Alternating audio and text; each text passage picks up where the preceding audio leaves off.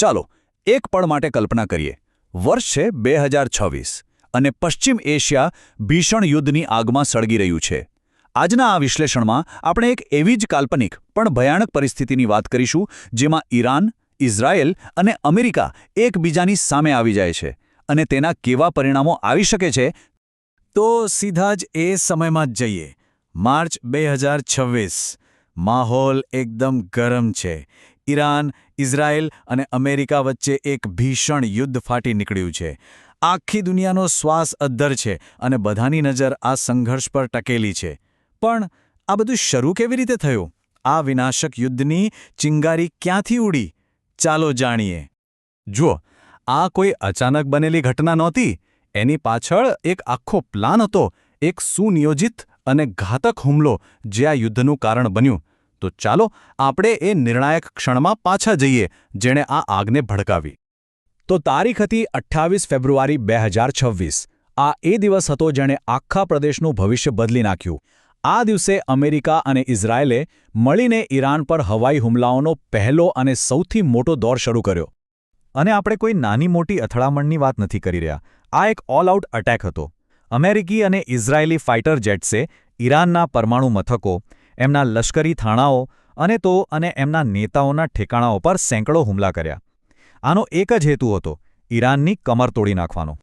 પણ આ હુમલાઓનો સૌથી મોટો અને કહી શકાય કે ચોંકાવનારો ઘટસ્ફોટ તો હજુ બાકી હતો.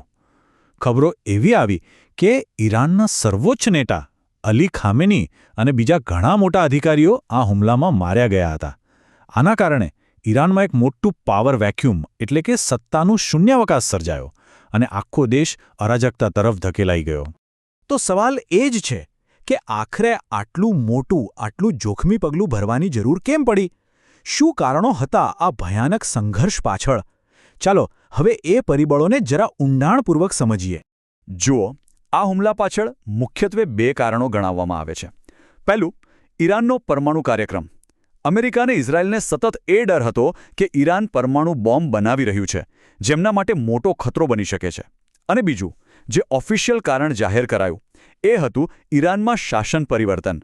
એટલે કે પરમાણુ ખતરાને જડમૂળથી ઉઘાડી ફેંકવા માટે આખા શાસનને જ બદલી નાખવાનો પ્લાન હતો.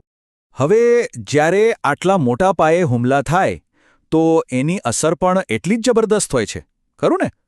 તો ચાલો જોઈએ કે આ હુમલાઓ શરૂ થયા પછી તરત જ એની શું અસરો દેખાવા લાગી.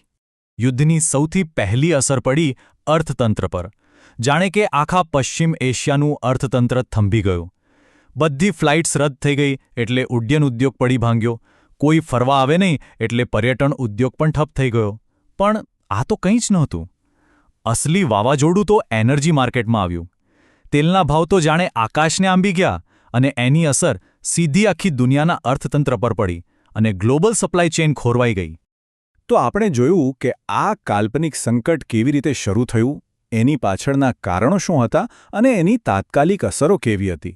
પણ આ બધી ચર્ચાના અંતે એક બહુ મોટો અને ગંભીર સવાલ ઊભો થાય છે, જેનો જવાબ કદાચ ભવિષ્ય જ આપી શકે. અને એ સવાલ આ છે, જો ખરેખર આવું યુદ્ધ થાય તો લાંબા ગાળે એની શું અસર થશે? શું આખો પ્રદેશ દાયકાઓ સુધી અસ્થિરતાની આગમાં સળગતો રહેશે? અને વૈશ્વિક શાંતિનું શું થશે? આ એવા સવાલો છે જેના પર આપણે સૌએ ગંભીરતાથી વિચારવું જ રહ્યું.